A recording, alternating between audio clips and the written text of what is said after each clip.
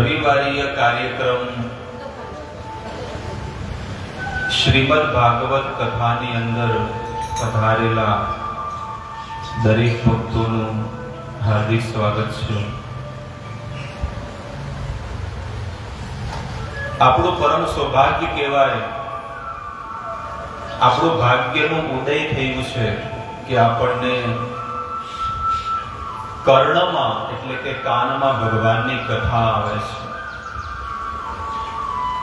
જીવનું પરમ સૌભાગ્ય કહેવાય કે એને કાનમાં હરિની કથા આવે છે.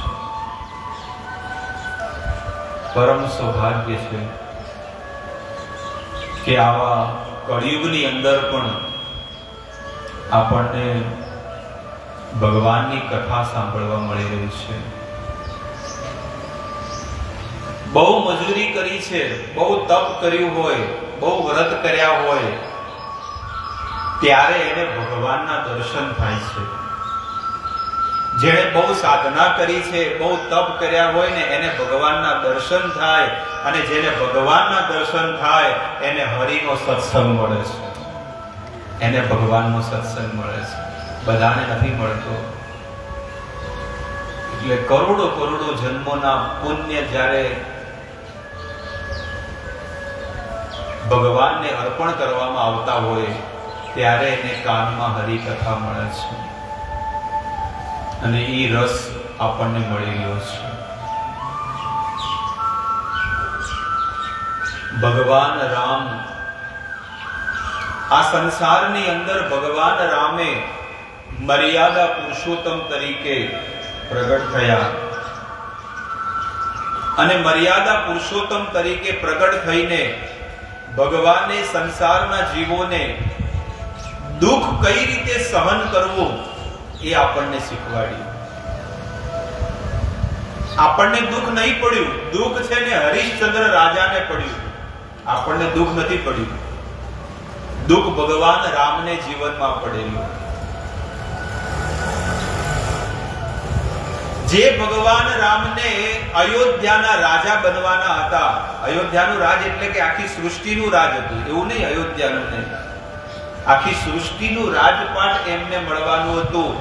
અને 1 મિનિટ પછી એને ખબર પડી કે મને 14 વર્ષ માટે વનમાં જવાનું છે, જંગલમાં. અને ભગવાન રામ બધું ત્યાગ કરીને, આ સ્પીકર થોડી તે બાજુ થોડું ફેરવી દેજો, સીધું કરી દો, આ બાજુ છે થોડું, એટલે વિસરવા દો. બસ. ભગવાન રામ જે છે એમને રાતના દશરથ રાજાએ આદેશ આપી દીધો કે હે રામ, સવારમાં તમારો રાજ્ય અભિષેક છે અને તમે રાજા બનવાના છો અયોધ્યાના. અને ભગવાનને કોઈ એટલો બધો ઉમંગ નતો. આપણને તો થોડું ઘણું મળી જાય તો આપણે કેટલા આનંદમાં આવી જાય. રસ્તામાં જતા હોય અને કોક જૂના લક્ષ્મીપુરાનું હોય ને કદાચ ફાટક આગળ 10 રૂપિયા મળી જાય તો, અહીંયાથી જતા હોય ને ફાટક આગળ 10 રૂપિયા મળે તો લોકો ડિસ્કો કરવા માંડે. બોલો, હા 10 રૂપિયા મળ્યા, હવે શું કરશો? વાડીલાલની આઈસ્ક્રીમ ખાઓ, પેલી ડબ્બી વાળી આવે ને. કેટલો ઉમંગ, ખાલી 10 રૂપિયા મળે તો માણસને ઉમંગ આવી જાય, ઉત્સાહ આવી જાય. આ રાજા બનવાના હતા પણ જરાય કોઈ પેટમાં પાણી નતું હોતું, કોઈ વસ્તુ નહીં. કોઈ વાંધો નહીં, સવારે રાજા બની જશું.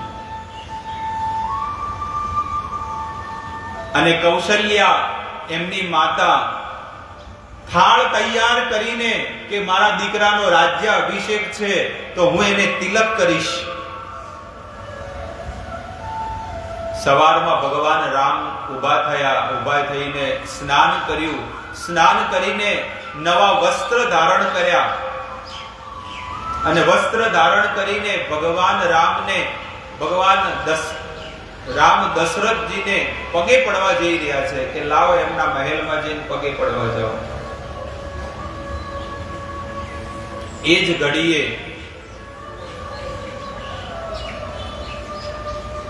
કૈકેયીના જે કોપ ભવનમાં એમને ખબર પડી કે લાવો પેલા માતાને પિતાને બધાને પગે પડી અને પછી રાજ સિંહાસન પર બેસીએ.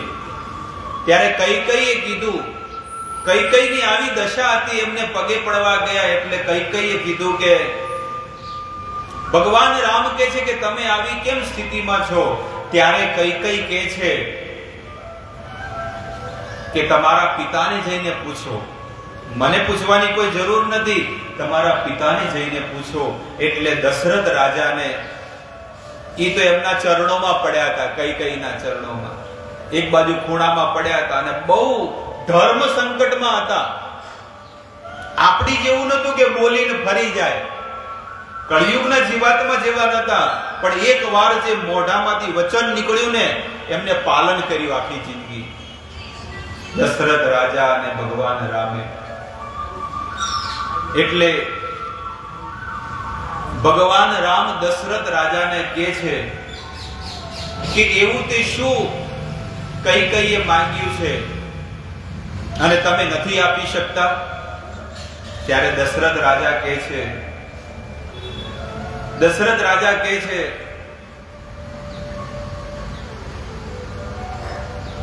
કે તમને 14 વર્ષ માટે વનવાસમાં જવાનું છે, વનમાં જવાનું છે. ત્યારે કૈકેયીના જે વચનો હતા એ ભગવાને જીવનમાં પાલન કર્યા. ન કે ભગવાન ન કહી શકે કે ભાઈ હું શું કામ ભાઈ જંગલમાં જાઉં, હું તો મોટો છું અને મારે રાજપાટ કરવું છે. પણ નહીં, માતા અને પિતાનું જે વચન હતું એ વચનનું પાલન એમને કર્યું અને પાલન કરી અને સંસારના જીવોને બતાવ્યું કે માતા અને પિતા જો ધર્મ સંકટમાં હોય તો દીકરાને એની રક્ષા કરવા માટે જીવન કુરબાન પણ કરવું પડે તો એને કુરબાન કરી દેવું જોઈએ, ન્યોછાવર કરી દેવું જોઈએ. ભગવાન રામ જે છે ને, ભગવાન રામ પોતાના પિતાના વચનને ખાતર 14 વર્ષ માટે વનમાં જતા રહ્યા. ને કે ભગવાન નો કહી શકે કાઈ વાંધો નહીં, અડધું રાજપાટ ભરતને આપજો ને અડધું મને આપજો. 2 વચન માંગ્યા હતા. પહેલું વચન કયું માંગ્યું હતું? રામને વનવાસ અને ભરતને ગાદી, ભરત રાજાને ગાદી. એમાં પહેલું વચન માંગ્યું હતું કે ભરતને ગાદી આપો, એટલે કે આપી દીધી, જાઓ. દશરથ રાજા કહે છે. પણ બીજું વચન જ્યારે માંગ્યું હતું કૈકેયીએ, બીજું વચન એટલું ભયાનક હતું કે અયોધ્યાનો સર્વનાશ કરી નાખે એવું હતું. અને એ વચન શું હતું? ભગવાન રામને 14 વર્ષ માટે વનવાસ. તાપસ વેશ વિશેષ ઉદાસી 14 વર્ષ રામ વનવાસી 14 વર્ષ રામ વનવાસી.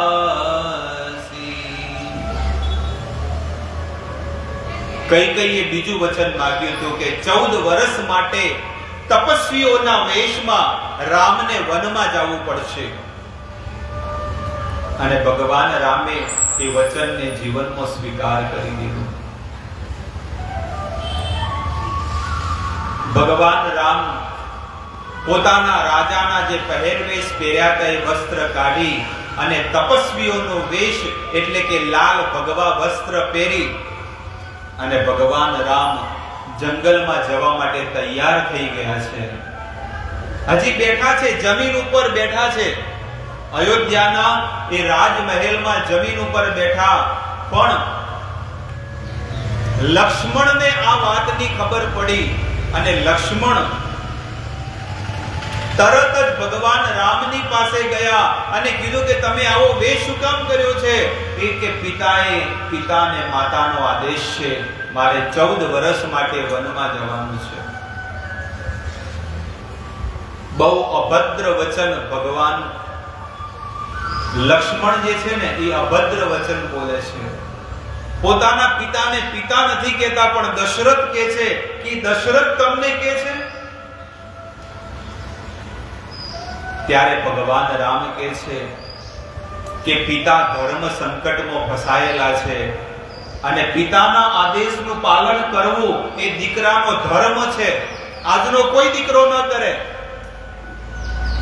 એ આવા પતરાવાળા ઉપર આપી દે, ડબલ માળનું હોય ને, એટલે કે તમે ઉપર રહો. જોયું છે નહીં જોયું ને કે બતાડું તમને. એવા કેટલાય મકાનોમાં રહે છે, એકનો એક છોકરો છે એ નીચે એસીમાં રહેતો હોય, અને જેણે ઘર બનાવ્યું, જેણે એસી લાવ્યું, એ દીકરા છે ને અંદર નીચે ઠંડકમાં રહે છે, અને એના પિતા બાપડા તડકાના બળતા હોય, ગરમીના દુખી થતા હોય. અરે પૂછવાય ન જતા હોય કે બાપા ખાધું ના ખાધું, દવા જોવે છે કે નહીં, ફરવા જવું છે કે નહીં, દર્શન કરવા, કોઈ વસ્તુ નથી. આ દશા છે.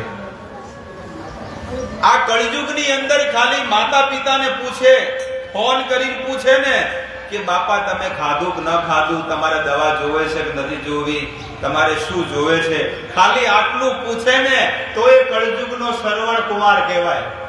આટલું પૂછે ને આટલા આ સમયની અંદર તો એ શ્રવણ કુમાર કહેવાય. તો એ માણસોને છે ને ઘર છૂટતું નથી. આટલી આટલી કષ્ટી પડે, આટલું આટલું દુઃખ પડે, આટલા આટલા મેણા સાંભળે, પણ તોય માણસને ઘર છૂટતું નથી. ઈ ગાળો બોલે, ધક્કા મારે, પછી કે જો ઓય શું ગાલ્યું છે, આપણે નહીં કહેતા દેશી ભાષા કે ઓય શું ઠાર્યું છે. ઘરમાંથી ધક્કા મારે, ગાળો બોલે, તોય બધા આજુબાજુ વાળા કહે કે જુઓ, ઘરવાળા માણસો ગાળો બોલે, પણ તોય શું કે ખબર છે, છોકરાની ગાળો જીની તો મારા હતા ને, મારા હતા, પારકા થોડા હતા, મારા પેટના જણેલા, એ ગાળો બોલે ને, બીજા પારકા થોડા બોલે છે. તો એ માણસને ગણ શું કરે, ન કે લાજે કે જો તમારા છોકરા તમને ગાળો બોલે. આવા સંસ્કાર આપ્યા હતા. એટલે શાસ્ત્ર કહે છે, આપણું વેદ કહે છે કે જો આપણા દીકરાઓને આપણે જન્મ આપીએ ને તો કોઈ વાંધો નથી, પણ જો એને સંસ્કાર ન આપીએ ને તો તમને મા બાપ બનવાનો કોઈ અધિકાર નથી. જો તમારા બાળકોને તમે ધર્મના સંસ્કાર તમે ન આપી શકતા હોય, મર્યાદાના સંસ્કાર તમે ન આપી શકતા હોય, તો તમને મા બાપ બનવાનો કોઈ અધિકાર નથી. એના કરતે પથ્થરને પાળો. છે કે નહીં? મા બાપને આ જાણવા જેવી વસ્તુ છે કે તમારા દીકરાઓને તમે ભણાવી ગણાવીને કલેક્ટર ન બનાવો તો ચાલશે, ભણાવી ગણાવીને ડોક્ટર ન બનાવો તો ચાલશે, પણ એને નાનપણથી ને સંસ્કાર આપજો. બાળકોને સંસ્કાર દેવા જોવે કે શું, કે બેટા આપણા ઘરે કોઈ સાધુ સંતો આવે તો એને પગે પડવું, એમની વાત સાંભળવી, મંદિરે જાવું, સત્સંગમાં જાવું, જાત્રા કરવા જાવું, અને આવા સત્સંગનો લાભ લેવો જોઈએ. પણ મા બાપ પોતાના જ બાળકોને આજે નરકના રસ્તે તરફ લઈ ગયા છે. નાના નાના વસ્ત્રો પહેરાવે અને કોઈ મર્યાદા નહીં, ગમે તેવું હોય તો કોઈ બોલે નહીં કે આવું કરાય કે ન કરાય, બસ કોઈ વાંધો નહીં. ફેશનેબલ જમાનો છે. જમાનો કેવો થઈ ગયો છે, આ તો કો વધો નહીં, વહુ આગુ ના ઓઢે કો વધો નહીં, ઘરમાં શું ડ્રેસ પહેરતી છે કે નહીં, પણ નહીં. આપણે આપણી મર્યાદામાં રહેવું જોઈએ કે હું કયા કોળની છું, મારા શું સંસ્કાર છે. આપણા દીકરાને સારા સંસ્કાર દેવા એ આપણી ઉપર છે, કોઈ આજુબાજુ વાળા કોઈ ન આપે. આપણા સંતાનોને સારા સંસ્કાર દેવા, એને ધર્મના માર્ગે લગાડવા એ આપણી ફરજ છે, આપણું કર્તવ્ય બને છે. ભગવાન રામને કહે છે કે લક્ષ્મણજી કહે છે કે તો પછી 14 વર્ષ માટે જો તમે વનમાં જતા હોય ને તો તમે મને લઈ જાઓ, મારે વનમાં જવું છે. એની માતા સુમિત્રાએ આવા સંસ્કાર આપ્યા છે ત્યારે લક્ષ્મણને આવું આવ્યું છે ને મગજમાં. નકે ના કે ભાઈ તમે જંગલમાં જો કહો વધો નહીં, હું રાજપાટ બધું હું સંભાળી લઈશ. અત્યારે તો બધા ભૂખ્યા ને તરસ્યા છે.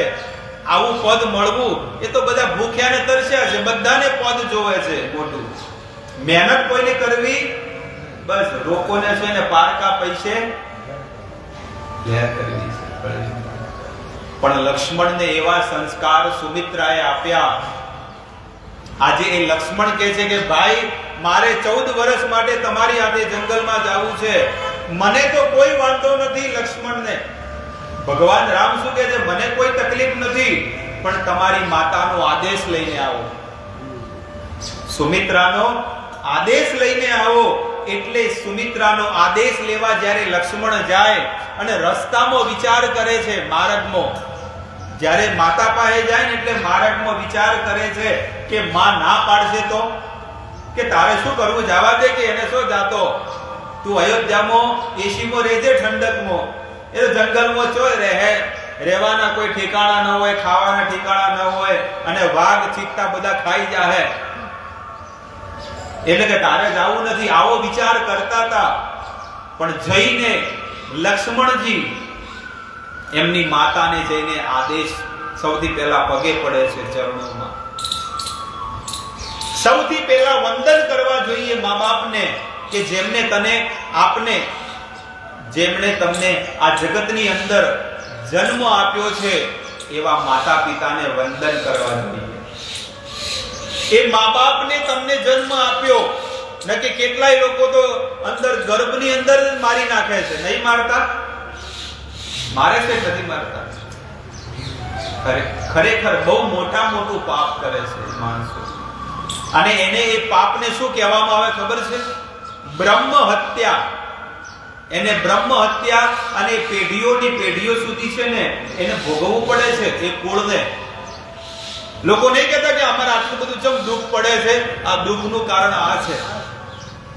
પણ મા બાપ શું કરતા હોય છે, જે માતા ગર્ભવતી હોય, જેને બાળક હોય ને, એ કેટલી ખુશ થઈ જાય છે કે મને મારા ગર્ભની અંદર બાળક છે, હું એને સારા સંસ્કાર આપીશ, હું 9 મહિના સુધી ભગવદ ગીતા, ભાગવત, રામાયણ, મહાભારત જેવા ગ્રંથોનું અધ્યયન કરીશ, વાંચન કરીશ, અને જ્યાં આવી કથાઓ થશે ત્યાં હું ભગવાનની કથા સાંભળીશ, અને મારું અને મારા બાળકનું જીવનને ધન્ય ધન્ય અને પવિત્ર બનાવી દઈશ.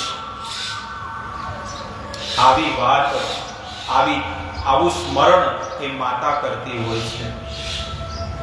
લક્ષ્મણ માતાને કહે છે, કોની કેરગામ હશે આ રીતે કેરગામ કરી. લક્ષ્મણ જ્યારે સુમિત્રા એમની માતાને કહે છે કે માતા, ભગવાન શ્રી રામ જે છે, પ્રભુ શ્રી રામ જે છે 14 વર્ષ માટે વનમાં જાય છે, જો તમારો આદેશ હોય તો હું પણ 14 વર્ષ માટે વનમાં જવા માંગુ છું, જો તમારી ઈચ્છા હોય, આદેશ હોય તો. ત્યારે સુમિત્રા કહે છે કે બેટા તું અહીંયા આદેશ લેવા આવ્યો છે, તારે આદેશ લેવાની જરૂર નથી. જ્યાં આગળ તારો ભાઈ રામ છે ત્યાં તું પડછાયાની જેમ ત્યાં ને ત્યાં તું રહેજે.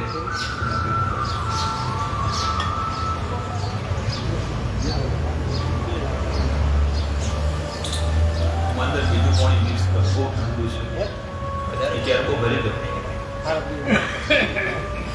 પીવાનું પાણી હોય ભરાઈ જાય, આગળ ઠંડુ ભરાઈ જાય. સુમિત્રાએ જે વચન કીધા છે એ સાંભળવા લાયક છે. પહેલું વચન કીધું કે બેટા તારે આદેશ લેવાની કોઈ જરૂર નથી, જ્યાં તારા ભાઈ રામ છે ત્યાં તું પડછાયાની જેમ તું રહેજે 14 વર્ષ સુધી. અને બીજું હું તને વરદાન આપું છું, વચન આપું છું કે 14 વર્ષ સુધી ઊંઘજે મત. ઊંઘવાનું નહીં. આપણને કીધું હોય તો બાપ રે બાપ ઊંઝા વગર તો મેળ નહીં આવે. બપોરે જો ખાઈને 2-3 કલાક ના ઊંઘે તો ઊંઘ જ ન આવે, તો ચેન ના પડે માણસને. એટલે ઊંઘવું તો બહુ જરૂરી છે. કે છે 14 વર્ષ માટે તારા ભાઈની સેવા કરજે અને એક ઘડી માટે ઊંઘજે મત. અને આજે છે ને, અત્યાર સુધી હું દીકરા વાળી નથી બની, પણ હવે મને અનુભવ થયો, હવે મને અભિમાન અને ગર્વ છે કે હું દીકરા વાળી છું. મારો દીકરો કોની સેવામાં જઈ રહ્યો છે? ભગવાનની સેવામાં જઈ રહ્યો છે. પુત્રવતી જુગતી જગ સોઈ, રઘુપતિ ભગતિ જાત સુત હોઈ.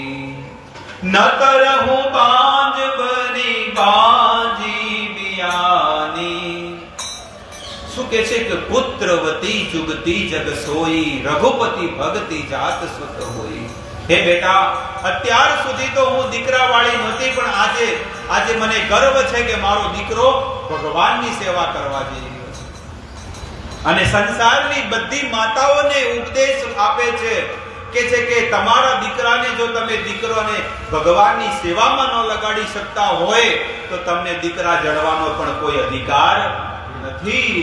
આપણે ભારત સંસ્કૃતિની અંદર આ ભારત ભૂમિમાં જન્મ લીધો અને આપણું ફરજ બને છે કે આપણા દીકરાને દીકરીને આપણે ધર્મના પંથે લગાડવા જોઈએ. પણ આજે લોકો શું છે, ભૂલી ગયા છે. લોકો ધર્મને ભૂલી ગયા, પોતાના સંસ્કાર સંસ્કૃતિ આ બધાના લોકો ભિખારી બની ગયા છે. કેવા બની ગયા? ભિખારી બની ગયા. બધું વધી ગયું. આપણે જોયું આટલા 10 વર્ષમાં બધું વધી ગયું. આંગણામાં ગાડીઓ આવી ગઈ. પહેલા ખાલી સાયકલો હતી, પછી સ્કૂટર આયા, અને પછી અત્યારે 4 ગાડીઓ આવી ગઈ, 4 વ્હીલરો. મોટા મોટા બંગલાઓ થઈ ગયા. નળિયા વાળા હતા, પછી પતરા વાળા થયા, પછી ધાબા વાળા થયા. હવે શું થઈ ગયા? હવે બંગલા થઈ ગયા. બધી પ્રગતિ કરી, પણ કે સંસ્કારોમાં દૂરબીન લઈને ફરો, ઘરે ઘરે જઈને સંસ્કારનો તો રાહ તાળ વાળી દીધો. બોલવાના સંસ્કાર નથી, ચાલવાના સંસ્કાર નથી, વસ્ત્રો પહેરવાના સંસ્કાર નથી, કોઈ મર્યાદા નહીં. અને મર્યાદા વગરનું આ સંસારના માણસો જીવન જીવી રહ્યા છે. મર્યાદા વગરનું જીવન જીવી રહ્યા છે. અને મર્યાદા વગરનું જીવન શું કામનું છે? બોલો.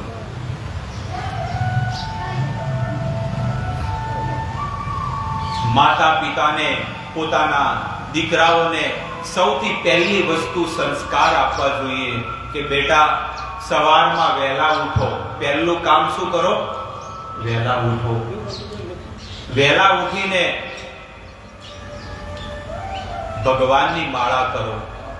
10 મિનિટ શું કરો? સૌથી પહેલું કામ શું કરો? 10 મિનિટ બેટા ભગવાનની માળા કરો. કોઈ રામની માળા કરે, કોઈ કૃષ્ણની કરે, કોઈ ભોળાનાથની કરે. ગમે તે તમને જે વસ્તુમાં શ્રદ્ધા હોય એ તો કરો. બાકી માળા કરવા માટે તો 3 ની માળા કરવાની છે. ચાહે તો તમે કૃષ્ણની કરો, રામની કરો, ને કે ભોળાનાથની કરો. પછી તમારે જે કરવું એ કરો, પણ પહેલું ચોઈસ હોય ને તો કૃષ્ણની કરો, રામની કરો અને ભોળાનાથની કરો. સંસારનું સુખ જોઈતું હોય તો પછી 33 કરોડ દેવતા છે જ. અને ઘરમાં બેહારેલા કોણ? માતાઓ ન હોય ઘરની, એની સેવા કરો. જે તમને આ નશ્વર શરીરનું સુખ આપશે. આ જે શરીરનો નાશ થવાનો છે ને, એનું તમને સુખ મળશે. ખાલી દેવી દેવતા અને ઘરના પિતૃઓ જેનું તમે ભજન કરતા હોય. પણ જો આત્માનું જો કલ્યાણ તમે ઈચ્છતા હોય તો આત્માના કલ્યાણ માટે માત્ર પ્રભુ પરમાત્મા રામની સેવા કરો, એમની ભક્તિ કરો.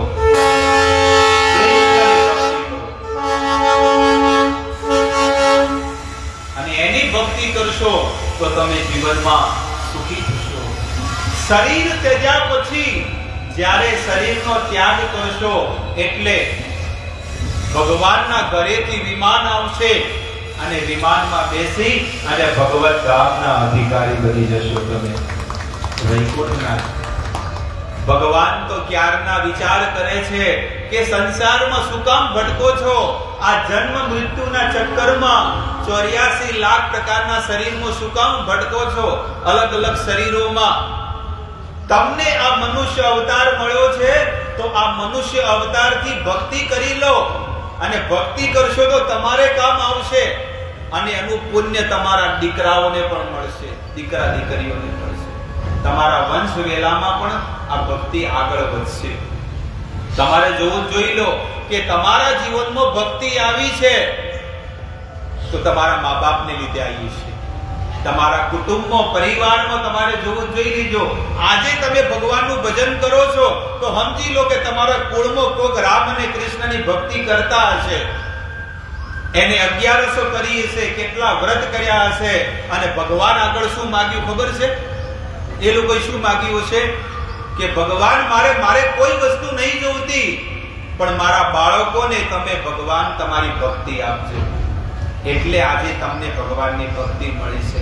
આજે થોડો કોઈ જીવ બળે છે ને ભગવાન પ્રત્યે તો સમજી લો કે મા બાપની પુનાઈ છે, મા બાપના કરેલા વ્રત છે, એમનું કરેલું તપ છે અને તપના કારણે તમે ભક્તિમાં ટકી રહ્યા છો. બાકી આપણામાં કોઈ શક્તિ નથી, પણ એ આપણા વંશ વેલાની. આપણે નહીં કહેતા કોઈની મોટી ઘાત હોય અને કોકને એક્સિડન્ટ થઈ ગયો હોય ને તો કે મા બાપના પુણ્ય આડા આયા. એટલે આત્માનું કલ્યાણ કરી લેવું જોઈએ. હે પ્રાણીયા ભજી લેને કીર્તાલ, આ તો સપનું છે સંસાર. ભજન તો ગાવ છો પણ ઉતરતું નથી. જેટલી 1100 માં ભજન ગાયા, જેટલા ગુરુવારમાં ભજન ગાયા અને રોજ હોતના મંજીરાઓ ગહાઈ ગયા. ભજન કરીને મંજીરા ગહાઈ ગયા. બધા પિત્તળના હતા. પેલી ખંજરીઓ આવે ને, ખંજરીઓના બિલ્લા ગોળ ગોળ આવે ને, ઈ પડી ગયા, પણ અંદરથી કોઈ નીકળ્યું. આ પેલા કરતાલ આવે ને, કરતાલ, એ કરતાલમાં બધા બિલ્લાય ખરીને જતા રહ્યા, પણ હોય કોઈ અસર પડી? બધું કોરું જ રહ્યું. ઉકડો જ રહ્યો. ઉકડો ખબર પડી? એઠવાડ. આ બધો અંદર એ ભરેલો જ પડ્યો છે. અને કેટલાય ખંજરીઓ કુટીનો છે.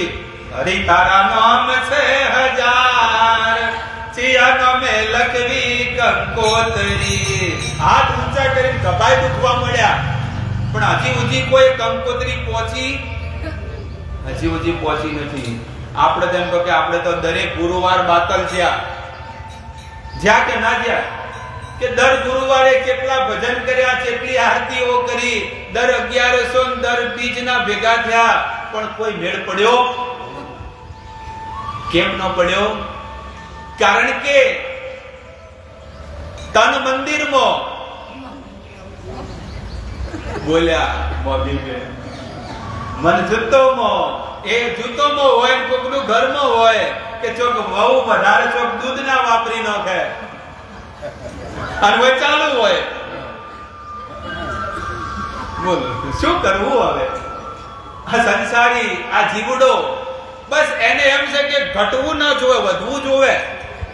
ઘરમાંથી વધવું જોવે, વાહનો વધવા જોવે, ઘટવા ન જોવે. જાય મહેશ્વરીમાં જઈને એક બે જણ ડોલો લાવે, કોક વળી વાટસીઓ લાવે, કાંક ને કાંઈક લાવે તો ખરું જ. આ ફેરી કે લાવ કોક નવરાત્રીમાં બધાને લોણી આવો, કોક ને કોક કરે ખરું નવું. પણ એવો વિચાર આવે કે નાના થોડોક આ બનાસકોટામાંથી ચોક બહાર જવું, ચોક હરિદ્વાર જવું, ગોકુળ મથુરા જવું, ત્યાં જઈને થોડું ભજન કરું, ભક્તિ ભાવ કરું તો આ આત્મામાં થોડો પલડ્યા, થોડો ભક્તિના થોડો સંસ્કાર આવે. પણ નોમ મેલો આપણે તો જીના યહાં. પેલી બાપડી ગોપીઓ કહે છે કે મારું વંદરા વન છે રૂડો, મારે વૈકુંઠ નથી જાવું. એમ આપણે તો એમ જ છે કે આપણે લક્ષ્મીપુરું આપણે તો રૂડું, અમારે કોઈ જાવું નથી હરિદ્વાર ગંગાજી, અમારે કોઈ ગોકુળ મથુરા નહીં જાવ, અમારે તો આ રહ્યું, આ રેલવે રહ્યું, રોજ વરાનો અભળો છો. પણ આ તમને, આ ગાડી તમને છે ને આ ખાલી ગોધીધામ સુધી લઈ જાય, પણ આ ગાડી તમને વૈકુંઠમાં લઈ જાય ભગવાનના ઘરે. એટલા માટે આ ગાડીમાં બેસી જાઓ. બેસવું હોય તો બેસી જાજો. આ ભક્તિ રૂપી ગાડી ઉપડી જાય છે અને આ ગાડીનું ઠેસણ અહીંયા, આનું ઠેસણ ક્યાં છે? અહીંયા છે. દર રવિવારે અહીંયા ટિકિટ મળે છે અને ટિકિટનું કાઉન્ટર કેટલા વાગે ઉઘડે? સવારમાં 10 વાગે ખુલે અને 1 વાગે બંધ થઈ જાય. પછી 1 વાગે આવો કોઈ ના મળે, હવે બંધ, બારી બંધ થઈ ગઈ. એટલે કે છે કે બેસવું હોય તો બેસી જાજો, ગાડી ઉપડી જાય છે. અને કેટલાય લોકોએ ટિકિટ કઢાઈ દીધી, પણ આપણે કે ભાઈ જો આ તો કોઈ ટિકિટ લેવી નથી, હજી તો એડા ઉભા છે ખેતરમાં, એડા ઉભા હે, રાયડો ઉભો હે, બટાકા વાવવાના છે, આમ કરવાનું છે, પેલું કરવાનું છે, છોકરાઓને પરણાવવાના છે, એટલે હાલ તો કોઈ ટિકિટ લેવી નથી. બારોબાર બેસો ખરા, પણ ટિકિટ લેવી, ટિકિટ નહીં તો કઈ લેહો? ખરી જાય બધા વાળ ખરી જાય, ધોળા થઈ જાય, આ ચામડી કિસમિસ જેવી થઈ જાય. જોઈ કિસમિસ જોઈ છે? મહાપ્રસાદમાં નોખે દ્રાક્ષ, સૂકી દ્રાક્ષ નાખે ને એવી આ ચામડી એવી થઈ જાય. પણ તોય માણસને જરાય ઈચ્છા થાય નહીં કે ના હવે તો ટિકિટ ફડાવું, વૈકુંઠ જવાની, ભગવાનના ઘરે જવાની.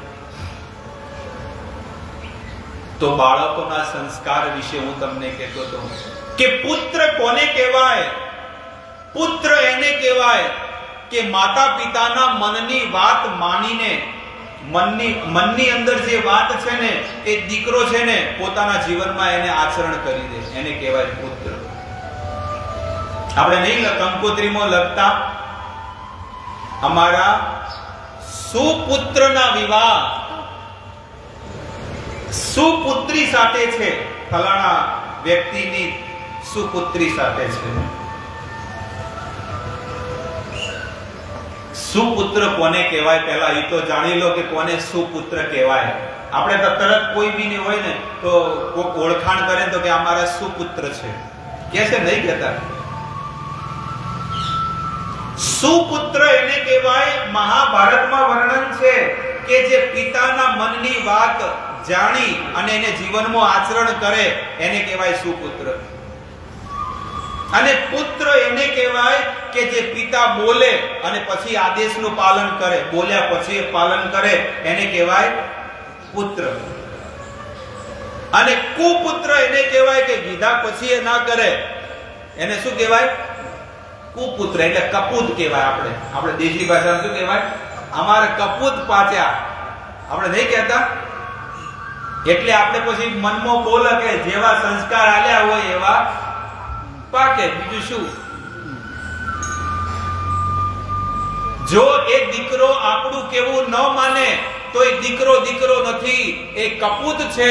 અને એનાથી પણ જો બહુ શું કહેવાય એકદમ નિમ્ન ક્વોલિટીની વાત જો તમારે જાણવી હોય ને તો રામચરિતમાનસ ખોલી દેજો. એમાં સંત તુલસીદાસજી કહે છે કે દીકરો નથી, જે મા બાપની કેવી વાત ન માને એ દીકરો નથી, પણ એ માતા પિતાનો મળ મૂત્ર છે.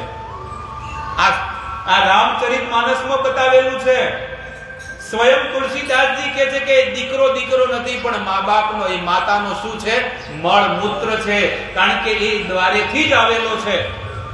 એટલે સુપુત્ર એને કહેવાય કે માતા પિતાના મનની વાત જાણી અને જીવનમાં આચરણ કરે. આપણા બધાના માતા પિતા કોણ છે? પરમાત્મા, દયાળુ ઈશ્વર પ્રભુ છે. અને એમની વાત માનવી, વેદોમાં બતાવેલું છે એમની વાત માનવી, તો એ પણ આપણે એના દીકરા કહેવાઈએ છીએ. અને આપણે એની વાત માનશું તો આપણે પણ સુપુત્ર કહેવાશું. સ્વયં ભગવાન કહે છે કે મારી શરણમાં આવો તમારા જેટલી ફરજો છે એ બધી પૂરી કરી મારી શરણમાં આવો. સર્વ ધર્માન પરિત્યજ્ય મામ એકમ શરણમ વ્રજઃ અહમ ત્વામ સર્વ પાપેભ્યો, હું તમને બધા પાપોમાંથી મુક્ત કરીશ. મોક્ષ ઈષ્યામિ, અને તમને શું આપીશ? મોક્ષ, આ મુક્તિ આપીશ. કોઈ આપી શકે? પણ ભગવાન આપશે. બસ થોડો થોડો સમય ભગવાન માટે આપો, થોડો થોડો સમય ધર્મ માટે આપો, કે આપણે ધર્મને ટકાવી રાખવો છે અને ધર્મની ધજા બધી જગ્યાએ ફેલાવી છે. એવી રીતે ભગવાનના આદેશનું પાલન કરવું જોઈએ. શાંતનુ રાજા, મહાભારતમાં કથા આવે છે, ખબર છે? શાંતનુ રાજા નામ સાંભળ્યું છે ને? ભીષ્મ દેવના પિતાનું નામ શું હતું? ભીષ્મ પિતામાને તો જાણ્યું છે કે નહીં? એમના પિતાનું નામ હતું શાંતનુ. અને ભીષ્મદેવ જે છે, ભીષ્મદેવ, એમની માતાનું નામ શું હતું? માં ગંગા. આજે હરિદ્વારમાં જે વહી રહી છે ને, એ ગંગા. પણ અમુક કંઈક કારણવશ ગંગા જે છે ને, એ હસ્તિનાપુરનું રાજપાટ છોડીને જતી રહી. અને ક્યાં જતી રહી? સ્વર્ગમાં જતી રહી. શાંતનુ રાજા પત્નીના વિયોગમાં બહુ દુખી થઈ ગયા. અને શાંતનુ રાજા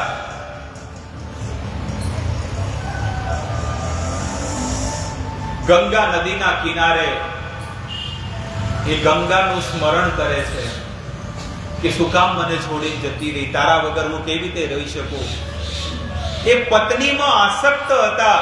ત્યારે રોજ છે ને, રોજ ગંગા નદીને કિનારે એમનો જે સારથી હતો ને, સેનાપતિ, એ રોજ લઈ જતો હતો. એટલે ભીષ્મદેવ છે ને, ભીષ્મદેવ પોતાના પિતાના મનની વાત જાણી ગયા કે મારા પિતા કેમ આટલા દુખી છે, એનું શું કારણ છે. જઈને સેનાપતિને પૂછ્યું કે ભાઈ મારા પિતા કેમ આટલા દુખી છે. એટલે સેનાપતિએ કીધું કે તમારા પિતા તમારી માતાના વિયોગમાં બહુ દુખી છે અને એમને એક મત્સ્યગંધા નામની એક કન્યા સાથે વિવાહ કરવા છે. બીજી કોણ હતી? મત્સ્યગંધા. કારણ કે પત્ની તો વિયોગ હતો, એકલા હતા. વિધુર, પત્ની વગર હોય ને વિધુર કહેવામાં આવે છે. એટલે કે એમની આસક્તિ આ મત્સ્યગંધા સાથે થઈ. કારણ કે ગંગા નદી કિનારે જતા તો મત્સ્યગંધા એમને નાવમાં રોજ શેર કરાવતી. એટલે કે એની સાથે લગ્ન કરવા, પણ મત્સ્યગંધા ના પાડે છે. કેમ ના પાડે છે? કારણ કે તમે એના દીકરા છો, એટલા માટે. કોઈ વાંધો નહીં, હું ખુદ જાઉં છું. આજે ઇતિહાસમાં પહેલો દીકરો એવો છે કે બાપાનું શક પણ લઈને જાય છે. આજ સુધી તો એવા કિસ્સા બન્યા છે કે મા બાપ જે છે ને, એ છોકરાનું હક પણ લઈને જાય. પણ આજે શું કરે છે? દીકરો પોતાના બાપાનું હક પણ લઈને જાય છે. અને પેલી મત્સ્યગંધાને કહે છે કે મારા બાપા આજે લગ્ન કરો. એ કે નહીં કરું કોઈ કાળે. કેમ? જો તમારા બાપા આજે મારા લગ્ન થાય તો મારે છોકરા થાય અને મારા છોકરા સેવક દાસ બનીને રહેશે, નોકર ચાકર બની, અને તમે તો એના દીકરા છો એટલે તમે રાજા બનીને રહેશો. એટલે કે મારે લગ્ન કરવા નથી. ત્યારે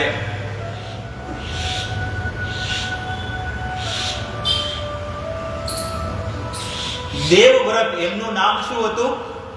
દેવવ્રત હતું. મહાભારતમાં વર્ણન છે. પહેલા એમનું નામ દેવવ્રત હતું. એટલે એમને કીધું કે તમને એવું લાગતું હોય તો હું લગ્ન જ નહીં કરું, હું રાજા નહીં બનું ને હું લગ્ન નહીં કરું. અને આજથી હું ભીષ્મ પ્રતિજ્ઞા લઉં છું કે હું આ જીવન બ્રહ્મચર્ય વ્રતનું પાલન કરીશ, હું લગ્ન જ નહીં કરું. લો, આવી ભીષ્મ પ્રતિજ્ઞા એમને ગંગાજળ લઈને કરી. અને આખી જિંદગી પાલન કર્યું ના કર્યું? 400 વર્ષ રહ્યા, 400 વર્ષ સુધી રહ્યા, પણ પાલન કર્યું, એક વચન પાલન કર્યું. અને આપણે તો કોઈ પાલન થાય?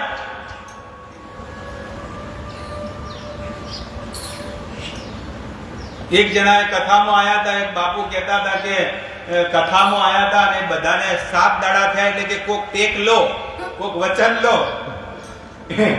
7 દાડા છે ને વચન લો એટલે કે શું વચન લેવું એ કે શું લઉં કે શીરો નહીં ખાઉં શીરો નહીં ખાઉં આજથી કે હવે શું કરું શીરો નહીં ખાઉં હવે જેવો એ તો કથામાં જોયો પણ ઘેર આવ્યો એટલે ઘેર તો બધી કંકોત્રીઓનો ઢગલો હતો ઘરે આવ્યો એટલે ઘરે શું છે કે જાત્રામાંથી આવે ઘેર કંકોત્રીઓનો ઢગલો હતો અને 2 ટાઈમ જમવાનું અને જો જાય બધો શીરો ભૈડાનો શીરો અને ચોખ્ખો જીનો તરફતો જીનો ભૈડાનો શીરો હવે આ બાજુ વાળા કે હારા તું આ બધું શાક લીધું દાળ લીધી ભાત લીધી શીરો તમ ના લીધો આ તો મેન ખોરાક કહેવાય ઈ કે મારે બાધા છે મેં ટેક લીધી વચન લીધું ઈ કે કઈ લીધી હતી ઈ કે 4 દાડો પહેલા જાત્રામાં કરવા ગયો તો તે વચન ઈ કે 4 દાડા પહેલા લીધી તો કાચી કહેવાય તોડ પડી આ તો કાચી કહેવાય તો થોડી પાકી છે કહેવાય તો કાચી તો ચાલે કોઈ વધો નહીં એટલે આપણી બાધા કેવી હે કાચી એટલે કાચી બાધા હતી એટલે એને કાચી બાધા કે શું કરું ઈ કે બાધા રે શીરા પરથી ઉતરી શીરા પરથી જઈ અને ભાત પર જા ભાતની બાધા થોડોક ટાઈમ લીધી એટલી ગડા શીરો ખાઈ ગયો શીરો ને શીરો પછી કે હવે ભાત ખવાય કે ભાત રે ભાત ભાતની બાધા દાળ પર જા એટલે આ બધું ગોળે મોરે બધું ખાઈ ગયો અને બધી બાધાએ એટલે આપણી બાધા એવી છે તમે જો આપણે કેટલાય વચન લીધા છે જિંદગીમાં કેટલા વચન લીધા કેટલાય મંત્ર લીધા છે એક નથી લીધો જેટલા બાપુ આયા છે કે આ મંત્ર લો ઈ લો ખરકો હતો નહીં અડી 2 મહિના લે મહિનો લે પછી વળી એ ભૂલી જાય વળી બીજું ચાલુ કરે માતાજીનો કોક વળી કે ફલાણા માતાજી આયા તો કયો માતાજી પાસે ઝઘડો આપણે જો નવા કોઈ માતાઓ હોય કોઈ ગુરુ હોય કોઈ બાપુ હોય ગમે તે હોય જે મંત્ર આલે બધો લાગા તો આના પર બેહી જાય આના પરથી વળી આના પર ઉતરીને પેલું ચાલુ કરે પેલું ચાલે એક નથી મન એક જગ્યાએ આપણું નથી ને ડગમગ ચાલે છે કે ઓમાં કોઈ ફાયદો ના થયો તો પેલું કરો પણ આ દાસ તમે જુઓ કે જીવનમાં 20 વર્ષથી એક જ વસ્તુ છે એક જ મંત્ર અને એક જ પ્રભુ એના ચરણ પકડીને રાખ્યા છે અને આજ સુધી પકડીને રાખ્યા છે અને પૂર્ણ વિશ્વાસ છે કે ભગવાનના ઘરેથી રિમોટ આવશે અને વૈકુંઠમાં પહોંચી જશે એવી ટેક રાખો એવો સંકલ્પ રાખો એક મંત્ર એક પ્રભુ અને એક ભક્તિ જીવન આને વડે બધે ભટકવાની કોઈ જરૂર નથી જેવી રીતે હું તમને એક વસ્તુ કહું છું આ આપણા મગજમાં સમજણ બુદ્ધિ આવે એના માટે તમને કહું છું કે એક કન્યા જે હોય ને કન્યા એના નાનપણમાં હગાઈ થઈ જાય બરોબર આમાં ઘણા લોકોને નાનપણમાં હગાઈ થઈ હશે અને કોકને નાનપણમાં લગ્ને થઈ ગયા હશે પછી આ તો ઘેર હારે આવે એટલે ખબર પડે કે આ મારા શું છે મિસ્ટર ધણી અમારા ધણી છે પણ એ તમે જુઓ કે એ સ્ત્રી જે છે ને આખું જીવન જે છે ને એની સાથે રહે છે નથી રહેતી એક જ પતિની સાથે રહે છે ને આખી જિંદગી હવે એનો જે ધણી હોય એ કોઈક બીજાની સાથે એને લપડું છે અને એની સાથે લગ્ન કર્યા નથી હવે જ્યારે પ્રોપર્ટી વેચવાની વાત આવે તો પ્રોપર્ટી કોને મળે પેલી સ્ત્રીને મળે કે જેની સાથે લગ્ન કર્યા છે એને મળે આખી જમીન જાગીર કોને મળે કદાચ એક હું ઉદાહરણ આપું કે કદાચ એનો ધણી મરી ગયો હોય તો આખી પ્રોપર્ટી કોને મળે કદાચ એક દિવસ લગ્ન કર્યા છે અને એક દાડો એની સાથે વિતાયો છે અને બીજા દાડે મરી ગયો એનો ધણી તો આખી પ્રોપર્ટી કોને મળે પેલી જઈને આવે કેસ કરે કે આ જે ધણી એ જે માણસ છે ને એ 20 વર્ષથી મારે એની સાથે સંબંધ હતા, તો શું એને મળવાની છે પ્રોપર્ટી? ગમે તેટલા કેસ કરે પણ પેલી ભલે એક દાડો રહી છે પણ એની સાથે લીગલી લગ્ન કરેલા છે સમાજની સાથે. બસ એવી રીતે જેમ પેલી તો શું છે કે કેટલાય ધણી બદલી નાખ્યા હોય, એને ક્યાં ખબર છે? પણ અહીંયા એક સતી નારી જે છે ને એક ધણી આખી લગ્ન કરી અને આખું જીવન વિતાવે છે. એવી રીતે તમે જીવનમાં કોઈ બીની ભક્તિ કરતા હોય પણ આ જીવન સુધી તમે એ પ્રભુના ચરણ પકડીને રાખો તો તમારા માટે ઘરે વિમાન આવે અને તમે વૈકુંઠના અધિકારી બનો. આ તો 2 દાડા આ કરે, 2 દાડા પેલું કરે, વળી ચોક બીજે ચોક જાત્રાએ જાય, ફલાણે જાય તો પેલું હાલે તો બીજું ચાલુ કરે. તમે જો ઘણા લોકો એક માળા હોય, એક માળા બધી કરે. હું તો સીતારામ ની કરું, જાપડી માની કરું, મેલડી માની કરું, શિકોતર માની કરું, બધું એક માળા કરી નાખું, કોઈને ખોટું ના લાગે. આપણે એમ કહીએ કે હોળ માળા કર, બાપુ હું એ હોળ તો કરું જ છું. એક હનુમાન દાદાની, એક ભોળાનાથની, એક સીતારામની, એક જાપડી માની, મેલડી માની, શિકોતર માની, ફલાણાની, ફલાણાની, એમ હોળ માળા બધી થઈ જાય. વાહ રે વાહ. આપણે પેલું એક પરેશભાઈ એક છે ને એક નાવ હતી, નાવ, મોટી નાવ. સંતો ઉદાહરણ આપે કે એક નાવ હતી કે નાવમાં બધા લોકો બેઠા હતા, બધા ધર્મના લોકો હતા, મુસલમાન હતા, ક્રિશ્ચન હતા, હિન્દુ હતા, બધા હતા. એટલે પેલું ટાઇટેનિક જહાજ નતું ડૂબ્યું એવી રીતે આ નાવડું પણ છે ને આખું હલનચલન કરતું. એટલે પેલા પાયલોટ કે ભાઈ આ જહાજનું કોઈ ઠેકાણું નથી, જો હવના ભગવાનને બધા સંભાળો, જો કદાચ બેડ પડી જાય તો પડી જાય. તો પેલો તો વજ્રાસનમાં બેસીને શું કહે ટોપી વાળો, યા અલ્લાહ મારી રક્ષા કરજો, પરવરદિગાર મારી રક્ષા કરજો. એટલે ઈ કરવા મળે, પેલો જીસસ ક્રાઇસ્ટ ને ભજવા મળે. પેલો હિન્દુ જે બધા હતા એ વિચાર કરે કે હું કોનું કરું,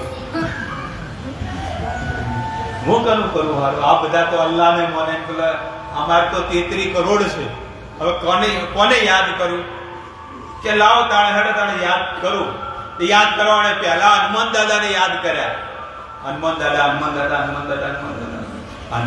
યાદ કર્યા. હનુમાન દાદા ગદા લઈને પવન પુત્ર થી ઉડતા કે લાવ જઈને બચાવવા જાવ. અને હનુમાન દાદા આયા ના એટલે પેલો કે હવે શું કરે કે કોમ કરો કે મેલડી માને તો યાદ કરો, પછી શિગોતર માને યાદ કરો, સંતોષી માને યાદ કરો, દશા માને યાદ કરો.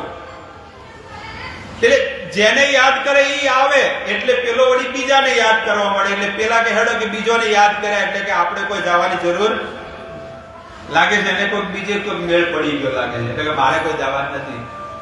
એમ બધા લોકો જે બધા દેવી દેવતાઓને ભજવા માંડ્યો પણ જે આપણા મૂળ પૂર્ણ પુરુષોત્તમ જે છે પ્રભુ ભગવાન, જે આપણા હૃદયમાં પરમાત્મા રૂપે છે અને એ સ્વયં ગીતાની અંદર કહે છે કે હે અર્જુન સર્વસ્ય ચ અહમ હૃદિ સન્નિવિષ્ટો, હું દરેકના હૃદયમાં પરમાત્મા રૂપે ભગવાન શ્રી કૃષ્ણ દરેકના હૃદયમાં વિરાજમાન છે.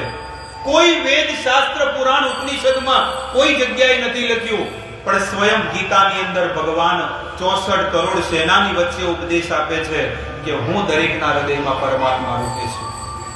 તો ભક્તિ કોની કરવી જોઈએ? એ પ્રભુની કરવી જોઈએ. માળા કોની કરવી જોઈએ? એ ભગવાનની કરવી જોઈએ. ચિંતન કોનું કરવું જોઈએ? એ પરમાત્માનો, પ્રભુનું ચિંતન કરવું જોઈએ. ન કે એ ભરી સભાની અંદર જ્યારે દ્રૌપદીની લાજ લૂંટાતી હતી તો કોઈને યાદ નહોતા કર્યા.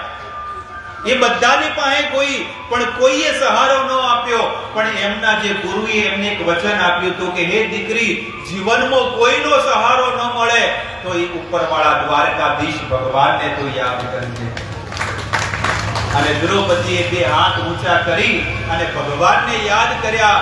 હે ગોવિંદ દ્વારિકા વાળા, પાહી પાહી જગતપતે, હે જગતના નાથ મારી રક્ષા કરો. અને ભગવાને આવીને એ દ્રૌપદીની રક્ષા કરી. 999 ચીર ભગવાને પૂરા કર્યા. જો દ્રૌપદીનો સંકલ્પ ડગમગ થઈ ગયો હોત તો ભગવાન આવત?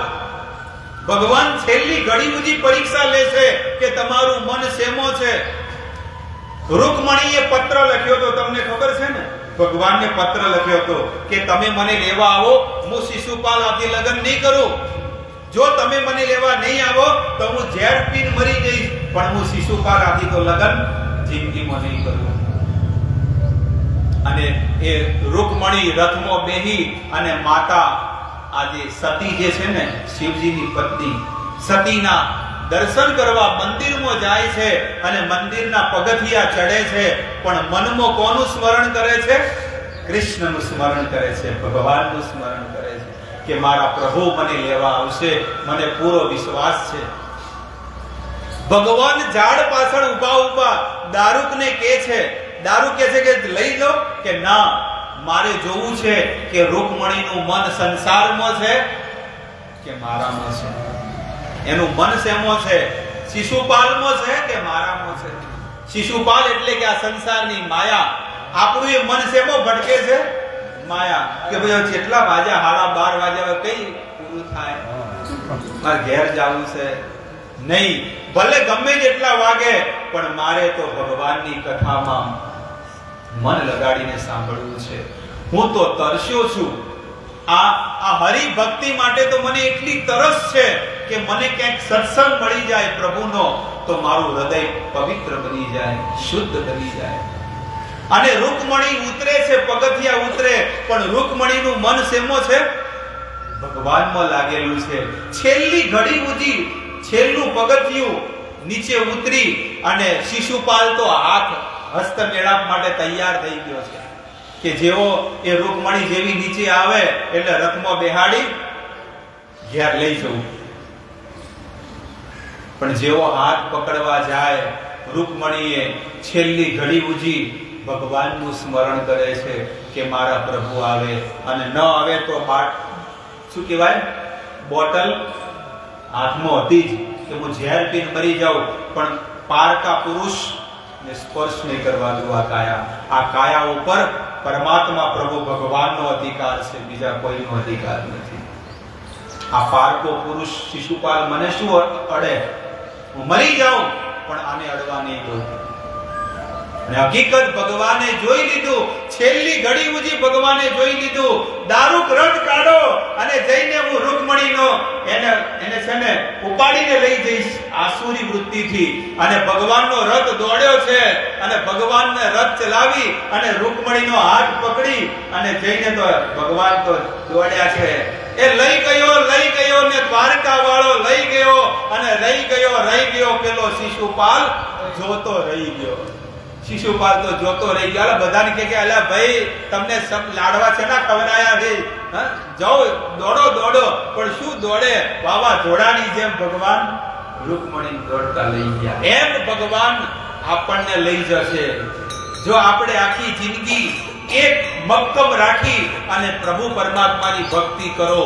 છેલ્લી ઘડી સુધી, ચાહે સુખ હોય કે દુઃખ હોય, પણ ભગવાનના ચરણ જીવનમાં ક્યારે નહીં છોડીએ. બસ આવી રીતે ભક્તિ કરશો ને તો આપણે પણ ભગવાન લેવા આવશે. સંત તુકારામને લેવા આવ્યા હતા. કેટલો વિશ્વાસ હશે! માજા વિઠ્ઠલ એનાર, મારા વિઠ્ઠલ ભગવાન મને લેવા આવશે.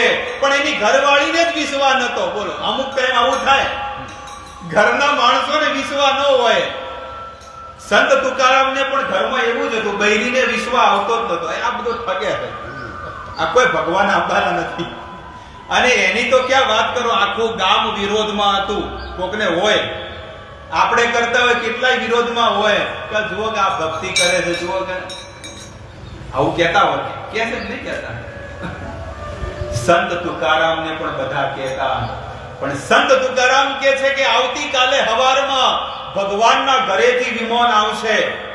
તમને કદાચ ગયા હોય કે ન ગયા હોય, હું જઈને આવ્યો છું કેટલી વાર. જે એનું ગામ જે છે ને, એ ગામનું નામ શું છે? દેહુ. ગામનું નામ શું છે? પંઢરપુરની બાજુમાં મહારાષ્ટ્ર, ત્યાં આગળ દેહુ ગામ છે. દેહુ. અને એ જે જગ્યાએ વિમાન આવ્યું હતું, વિમાન આજે એ જગ્યા ઉપર મંદિર બનાવ્યું છે. 500 વર્ષ પહેલાની ઘટના, સત્ય. કોઈ ગયું છે? એકે નહીં જીવ હોય. દેહુ ગામ સંત તુકારામનું ગામ. પંઢરપુરથી પણ આગળ છે ઘણું. એટલે એ દેહુ ગામમાં સંત તુકારામ ભગવાનનું વચન, એક જે સાચો સંત હોય એને ખબર પડી જાય કે કયા સમયે મારું મૃત્યુ છે અને કયા સમયે મને પ્રભુ લેવા આવશે, એવી એની આગાહી થઈ જાય. એ કે આવતીકાલે સવારમાં પ્રભુ આવશે, ભગવાન આવશે. એની બગડવાળી કહેતા તો રોજ બચે જાય છે, કોઈ આભાર નહીં. અને હાચુકલું વિમાન આવ્યું, ભગવાનના ઘરેથી વિમાન આવ્યું, અવાજ જરાય ન કર્યો, પણ આખા ગામમાં બધાને ખબર પડી ગઈ અને આખું ગામ બધો કોમ ધંધો છોડીને આવી ગયો કે લાઈટ ગઈ. લાઈટ તો છે.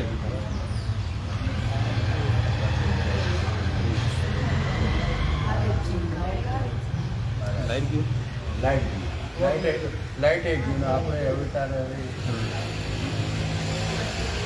ત્યારે સંત તુકારામના એક ગામમાં વિમાન આવ્યું. આખા ગામના બધા લોકો ભેગા થયા અને બધાની સામે બધા લોકો રોવા માંડ્યા. આખું ગામ રોતું હતું કે આપણા ગામમાં આવા દિવ્ય સંત હતા પણ આપણે એમને ઓળખી શક્યા નહીં. સંત તુકારામને 4 પાર્ષદો આયા, નંદ, ઉપનંદ, સુનંદ. આ 4 પાર્ષદો કે છે કે ગુરુદેવ બેહો પાલખીમાં, વિમાનમાં, અને ગુરુદેવ બેઠા વિમાનમાં. એની બૈરી જ રોવા મળી કે મારા ઘરમાં આવા દિવ્ય આત્મા હતા પણ હું મારા ધણીને ઓળખી શકી નહીં.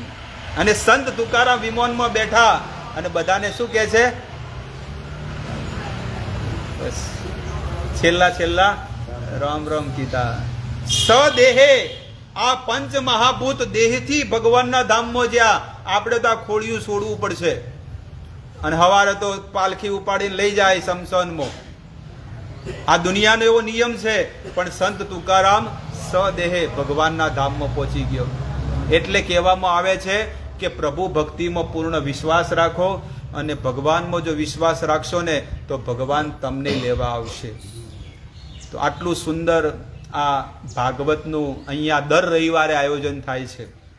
આપણે બધા વિસ્તારમાં રહીએ છીએ તો આપણે બધાની ફરજ બને કે આપણે બીજા પણ 10 માણસોને લઈને આવવું, આજુબાજુ બધાને કહી અને દર રવિવારે 10 વાગે અહીંયા હાજર થઈ જાવ. કેટલા વાગે?